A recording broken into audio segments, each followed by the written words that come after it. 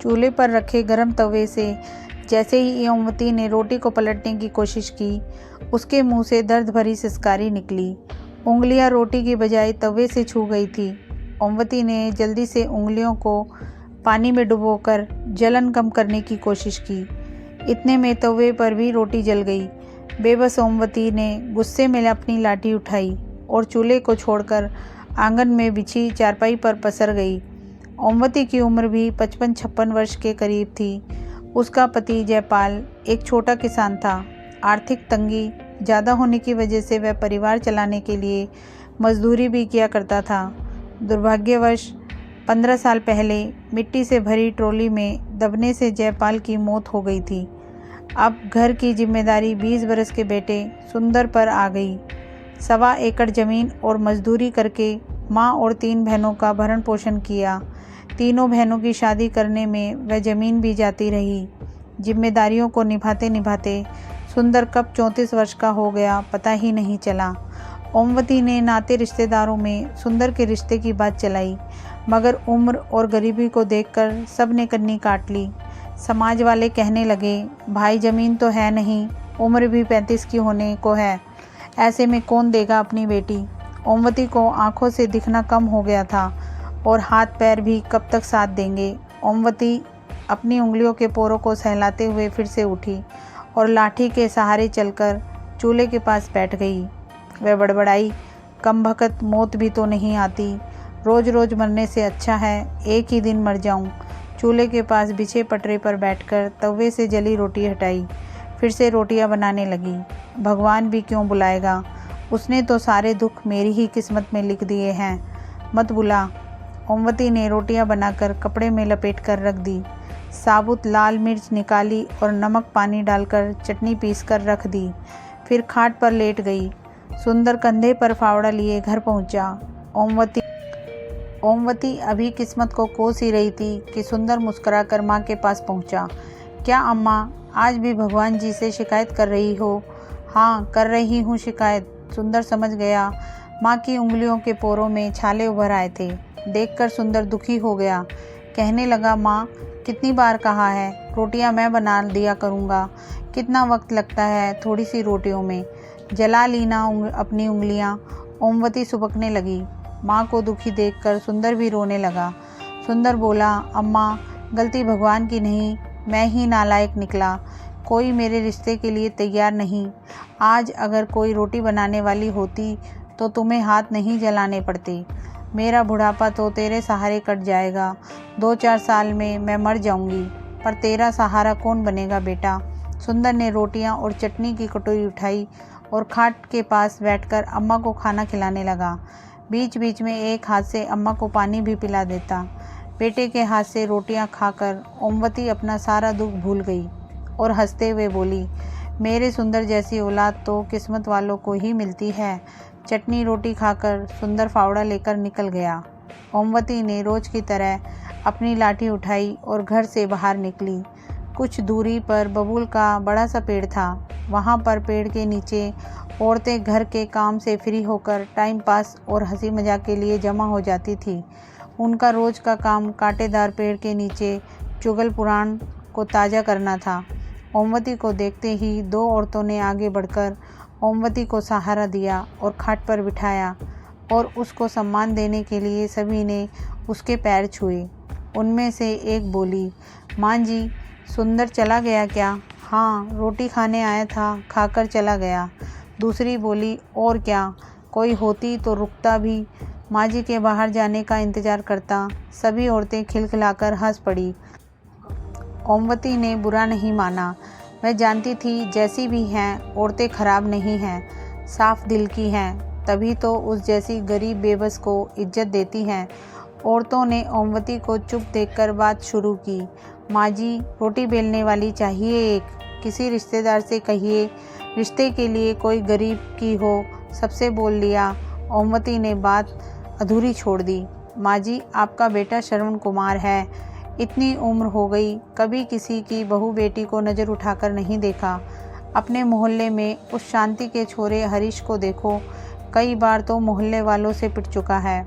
48 बरस का है, अपनी जात वालों ने नहीं दी तो कुजात वाली को ही ले आया। सुना है अच्छी खासी कीमत देकर खरीदी है, बड़ी उम्र की लगती है। बाप ने ही बेच दी। तुमने कब देखी? कुएं से पानी भरने गई थी, रास्ते में देखा तो ढोल बजवाते हुए घर ले जा रहा था। अरे रघु ने ही तो जुगाड़ किया है हरीश के लिए। चलो, राम मिलाई जोड़ी बन गई। सभी खिलखिलाकर हंसने लगी। औरतों की बातें शरारती होने लगी थी। ओमवती उठकर लाठी टेकते हुए घर आ गई। मन में बेचैनी हो रही थी। कुछ सोच विचार करने के बाद वह घर की कच्ची कोठरी में घुसी और खुरपी से एक कोने को खोदने लगी। करीब 1.5 हाथ नीचे गड्ढे से एक पोटली निकाली और गड्ढा भर दिया। पोटली को छप्पर में घोंसकर वह खटिया पर लेट गई। सुंदर का काम से लौटकर आने का वक्त हो चुका था, मगर ओमवती ने रात की रोटियां नहीं बनाई।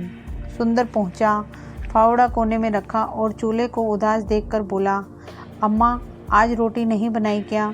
ओमवती उठी और वह पोटली लाकर सुंदर के हाथ में थमा दी।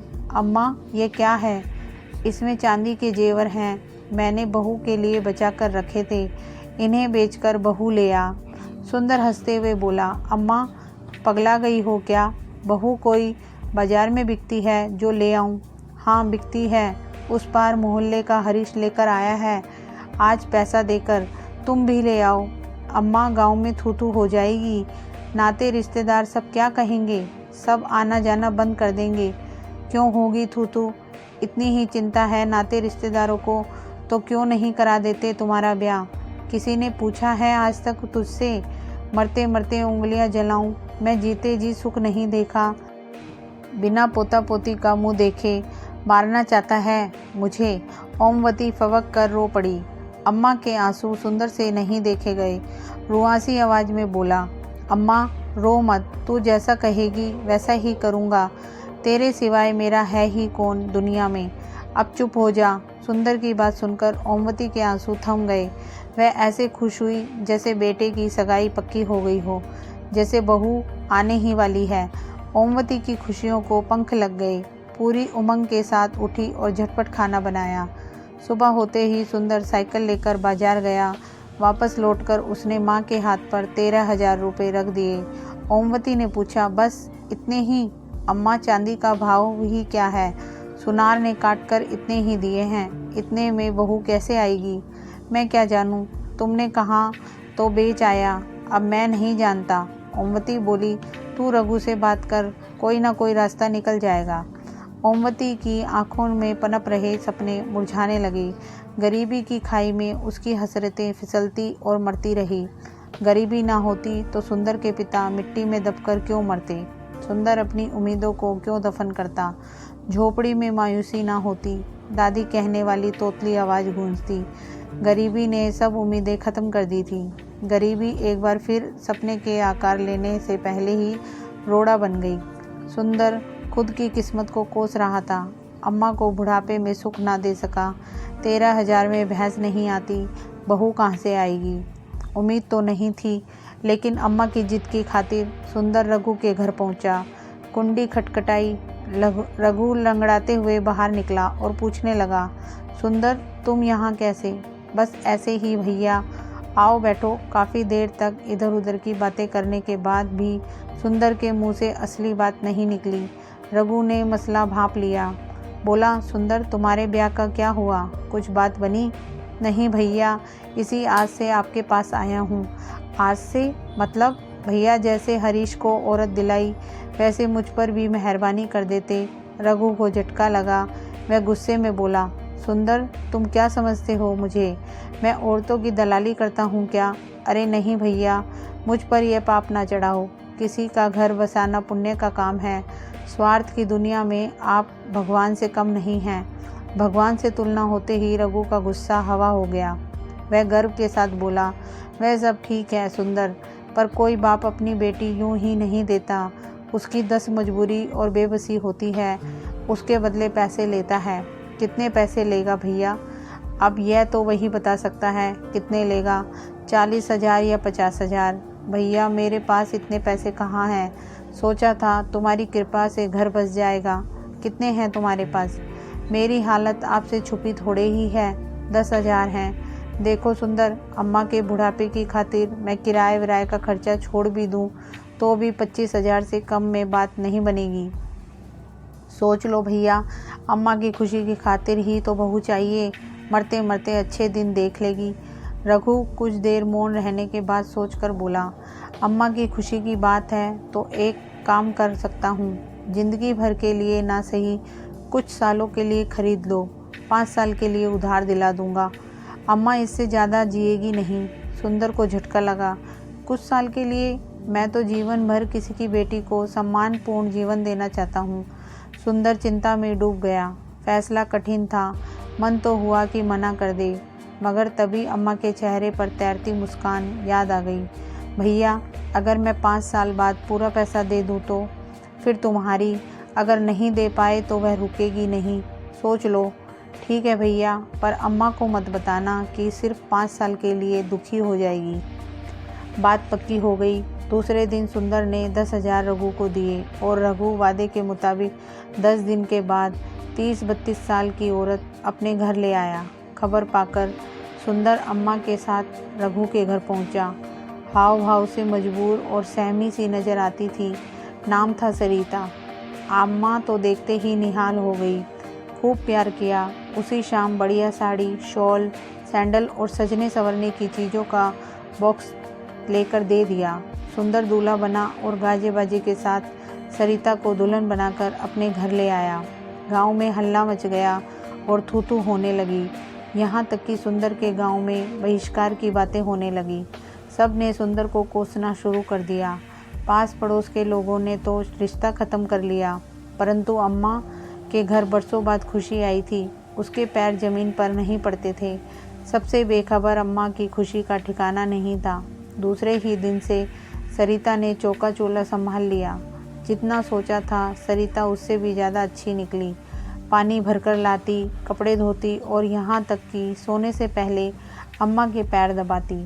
सरिता ने पूरे घर को बहुत अच्छे से व्यवस्थित कर दिया। सरिता के आने से घर स्वर्ग बन गया था। कुल मिलाकर हर तरीके से सरिता सुशील धर्मपत्नी साबित हुई। वक्त पंख लगाकर उड़ने लगा। 1.5 वर्ष बाद सरिता ने बेटे को जन्म दिया। सुंदर की सुनी जिंदगी में बहार आ गई और अम्मा को खिलौना मिल गया। अब तो अम्मा की रंगत ही बदल गई। दिन भर पोते के साथ खेलती और हंसते हुए कहती, अब तो इसका ब्याह देखकर ही मरूंगी। दुखों के सागर में सुखों का टापू मिल गया। सुंदर मजदूरी से फुर्सत मिलते ही घर पहुंचता। सरिता कंधे से फावड़ा लेकर रख देती, पानी देती, प्यार से खाना खिलाती। सुंदर बुरे दिन भूल गया। सरिता बोलती कम थी। बच्चे की उछल कूद ने घर को खुशियों का आंगन बना दिया था। घर में प्यार और सुख की महक बस गई। देखते ही देखते 4 साल बीत गए। सरिता से बिछड़ने का साल शुरू हो गया। सुंदर उदास रहने लगा। खूब मेहनत करने के बाद भी वह चंद 1000 रुपये नहीं जुटा सका। एक एक दिन बीत रहा था। मजदूरी से जो मिलता वह 4 सदस्यों का पेट पालने में ही खत्म हो जाता था। जैसे जैसे वक्त बीत रहा था, सुंदर की बेचैनी भी बढ़ रही थी। गांव भर में काम तलाश करता रहता। जी तोड़ मेहनत करने के कारण सूख कर कांटा हो गया। शरीर जवाब दे रहा था। बीमार हुआ मगर काम पर जाता रहा। 10 महीने बीत गए। 2 महीने ही बचे थे। एक दिन अचानक आकर रघु सामने खड़ा हो गया और धमकी भरे अंदाज में बोला, सुंदर, 2 महीने बचे हैं, पैसे देते हो या? सुंदर ने फावड़ा तान दिया और गुस्से में बिफर कर बोला, खबरदार जो ऐसी बात की। सरिता मेरी जिंदगी है, मेरी सांस है, कोई अलग नहीं कर सकता। आइंदा ऐसी बात न करना। रघु तो घुटा हुआ शातिर था। वह कमज़ोर की नब्ज़ दबाना जानता था। गुस्से से बोला, सुंदर, औकात में रहना। तुम जैसे 4 पति खड़े हो जाएंगे सरिता के। उसका पिता और पूरी बेड़िया की बिरादरी हंगामा कर देगी। जेल हो जाएगी तुम्हें। बीवी के चक्कर में अपने बेटे को भी खो दोगे। अम्मा जीते जी मर जाएगी। सुंदर उल्टे पांव घर की ओर लौटा और रुपयों का बक्सा खोलकर रुपए गिने तो बहुत कम थे। रघु अब 30,000 मांगने लगा था। सुंदर फूट फूट कर रोने लगा। आवाज़ सुनकर अम्मा और सरिता दौड़ी आई। पूछने लगी, क्या हुआ सुंदर? सुंदर रोए जा रहा था। सरिता एक तरफ खड़ी सब देख रही थी, हमेशा की तरह खामोश, चिंतित और सहमी हुई। सरिता ने सुंदर के चेहरे पर उभरे हुए दर्द को महसूस कर लिया। सुंदर ने सरिता की भीगी हुई आंखों को देखा। अम्मा माजरा समझ ना पाई। दुख और बेचैनी में सुबह से शाम हो गई। उम्मीद की कोई किरण नजर नहीं आई। सुंदर रोते रोते सो गया। अचानक आधी रात में सोते सोते सुंदर चीखने लगा, रुक जाओ, मेरी सरिता को मत लेकर जाओ, मैं इसके बिना जिंदा नहीं रह सकता। हड़बड़ाकर सरिता उठी। अम्मा दौड़ी आई। बच्चा सहम गया। अम्मा बोली, क्या हुआ बहू, ये चीख क्यों रहा है? सरिता हमेशा की तरह खामोश, बेचैन और चिंतित। अम्मा इन सब बातों से अनजान थी, नहीं समझ सकी। अब सिर्फ 3 दिन बाकी थे। सुंदर ने किस्मत के आगे हार मान ली। उसकी हालत पागलों जैसी हो गई। बस एकटक अपनी सरिता को घूरता रहता। सरिता सुंदर से नज़रें चुराकर खुद को व्यस्त रखती। बिछड़ने की बेला आ पहुंची। आज आखिरी शाम थी। सुंदर ने 3 दिन से मुंह में निवाला तक नहीं लिया था। सरिता ने अम्मा के काफ़ी देर तक पैर दबाए, बेटे को सीने से लगाकर खूब प्यार किया। बेटे को अम्मा के पास लेटाकर सुंदर के पास पहुंची और सुंदर के सीने से लग गई। दोनों के आंसू रुकने का नाम नहीं ले रहे थे। सरिता पहली दफ़ा फूट पड़ी और दोनों हाथों से कसकर सुंदर को पकड़कर बोली, मुझे बचा लीजिए, मैं तुम्हें छोड़कर जाना नहीं चाहती। मुझे अपने बेटे और अम्मा से अलग मत होने दो। दोनों फूट फूट कर रोए। रोते रोते सुबह हो गई। पंछियों की मधुर आवाज़ फिजाओं में गूंजी। सुंदर ने सरिता का हाथ पकड़कर कहा, तुम्हें मुझसे कोई अलग नहीं कर सकता, भगवान भी नहीं। इतना कहकर सुबह 5 बजे ही बाहर निकल गया। सरिता की हालत बिल्कुल ऐसी सुहागन की थी जिसे कुछ देर में विधवा का आभास हो चुका था। उसे एहसास था कि शाम को किसी भी वक्त उसके विदाई हो जाएगी और उसे सुंदर से अलग कर दिया जाएगा। दोपहर 3 बजे सुंदर मिठाई के डिब्बे के साथ घर लौटा और खुश होता हुआ बोला, सरिता, अब ये उदासी छोड़ो। अब कोई तुम्हें मुझसे, मेरे बच्चे से अलग नहीं कर सकता। रघु के मुंह पर पूरी रकम मार कर आया हूँ। इतने पैसे? हाँ, अब कोई चिंता नहीं। खुद को 2 साल के लिए गिरवी रख दिया मैंने पहलवान चौधरी के यहाँ 32,000 में। 2 साल मजदूरी करूँगा, सुंदर ने खुश होते हुए बताया। सरिता सिहर गई। ये तुमने क्या किया? घर कैसे चलेगा? वह मुझे नहीं पता। खुद को गिरवी रखने से ज़्यादा कीमती मेरे लिए तुम हो, लेकिन रोजी रोटी का इंतज़ाम। लंबी खामोशी के बाद सरिता पहली बार चहकी, मुस्कुराई और सुंदर के गले लग गई। बोली, तुमने मुझे नर्क में जाने से बचा लिया, मेरा आंचल खुशियों से भर दिया। औरत होने का सच्चा सुख दिया है तुमने। मेरी उधार की खुशियों के लिए तुमने खुद को गिरवी रखा। अब तुम्हें मुक्ति दिलाने का हक मुझे दे दो। और सरिता ने सुंदर का फावड़ा अब अपने कंधे पर रख लिया। धन्यवाद दोस्तों। कहानी पसंद आई हो तो इसे लाइक कीजिए और मेरे चैनल पर नए हैं तो चैनल को सब्सक्राइब कीजिए। Thank you.